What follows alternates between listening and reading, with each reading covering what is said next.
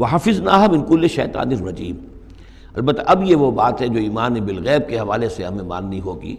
کہ ان ستاروں کا ایک کام یہ بھی ہے کہ اللہ تعالیٰ نے ان کو گویا کہ پہرے کی جگہیں بنایا ہے، ہم نے حفاظت کی ہے ان کی ہر شیطان رجیم سے، جو بھی شیطان مردود ہے اس کی طرف سے حفاظت کا یہ سارا سامان ہے کہ جو آسمانوں میں کیا گیا ہے۔ اب اس کے لیے آج میں چاہتا ہوں کہ وہ بات آپ سمجھ لیں اچھی طرح، کہ جیسے آپ آگے آ بھی جائے گا کہ انسانوں کی تخلیق جو ہے وہ تو یوں سمجھیے اس کائنات کے تخلیق کے اعتبار سے بڑی ریسنٹ شے ہے، بڑی ماضی قریب کی بات ہے۔ انسانوں سے بہت پہلے جنات پیدا کیے گئے تھے، جنات سے بہت پہلے ملائکہ پیدا کیے گئے تھے، اور انسانوں کی ارواح بھی اسی دور میں پیدا کی گئیں جبکہ یہ ملائکہ پیدا کیے گئے تھے۔ تو جتنی مخلوقات کو ہم جانتے ہیں، بہت سی مخلوقات اب بھی ایسی ہوگی کہ جس کا ہمیں کوئی شعور نہیں، ادراک نہیں، ہم جانتے ہی نہیں۔ جیسے ابھی ہمیں ریسنٹلی معلوم ہوا وائرس بھی کسی بلا کا نام ہے، اس سے کچھ پہلے ہمیں معلوم ہوا بیکٹیریا بھی کسی چیز کو کہتے ہیں، ورنہ یہ کہ ان چیزوں کا کوئی علم ہمیں نہیں تھا۔ ابھی پتہ نہیں اور کیا کیا چیزیں ہیں کہ جو ظہور میں آنے والی ہیں، لیکن جو چیزیں بھی آج تک ہم جانتے ہیں ان میں یوں سمجھیے کہ جن ہستیوں میں خود شعوری ہے، سیلف کانشسنس، وہ تین مخلوقات ہیں صرف، ملائکہ، جنات اور انسان۔ باقی جو حیوانات ہیں زمین کے اوپر،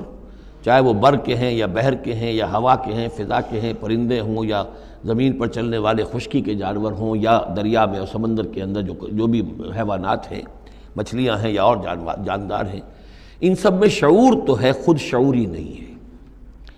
البتہ یہ کہ ترتیب یہی ہے کہ پہلے جنات پیدا کیے گئے، اور وہ چونکہ آگ سے پیدا کیے گئے تھے، تو ان کے اندر پوٹینشل جو قوت ہے وہ ہم انسانوں کے مقابلے میں بہت زیادہ ہے،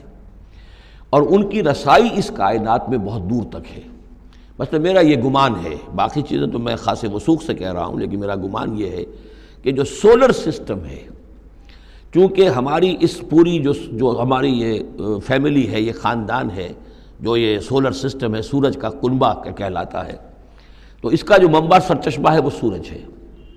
اور معلوم ہوتا ہے کہ اسی کی آگ سے اور اسی کی لپٹ سے اور جنات کی تخلیق ہوئی ہے۔ تو یہ جنات، سولر سسٹم پورا کا پورا جو ہے وہ جنات کے دائرے میں داخل ہے، وہ اس میں آ جا سکتے ہیں۔ اس کے لیے انہیں کسی راکٹ کی ضرورت نہیں، کسی مشین کی ضرورت نہیں، کسی ذرائع کی ضرورت نہیں، بلکہ اس کی استعداد ان کے اندر موجود ہے۔ یہ پھر اپنی اس استعداد سے فائدہ اٹھا کر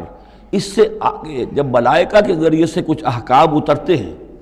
آسمان سے اللہ تعالیٰ کی کوئی تدبیر ہے، ملائکہ کے حوالے کیے گئے ہیں، تو یہ پھر ان سے کچھ چیزیں اچکنے کی کوشش کرتے ہیں،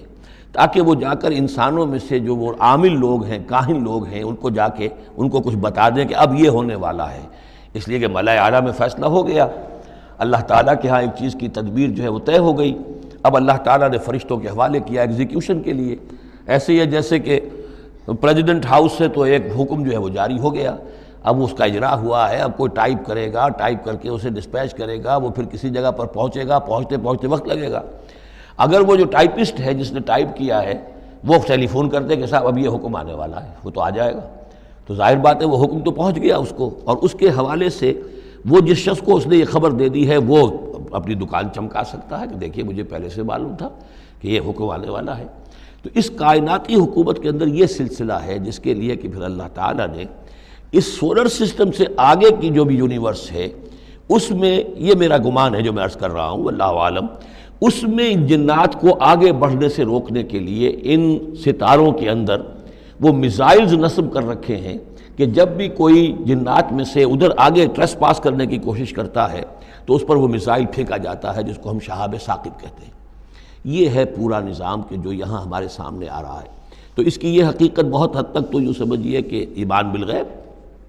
کل من عند ربنا، ہمارے رب کے طرف سے ہے، ہم اس پر ایمان رکھتے ہیں، لیکن اب کسی نہ کسی حد تک یہ چیزیں جو بھی ہماری سائنٹیفک اب جو ارتقاء ہو رہا ہے، ترقی ہو رہی ہے، اس کے ساتھ کسی نہ کسی درجے میں کورابوریشن ہو جاتی ہے۔ وَحَفِظْنَاهَا مِن كُلِّ شَيْطَانٍ رَجِيمٍ، اور ہم نے حفاظت کر لی ہے ان آسمانوں کی ان شیاطین سے کہ جو مردود ہیں۔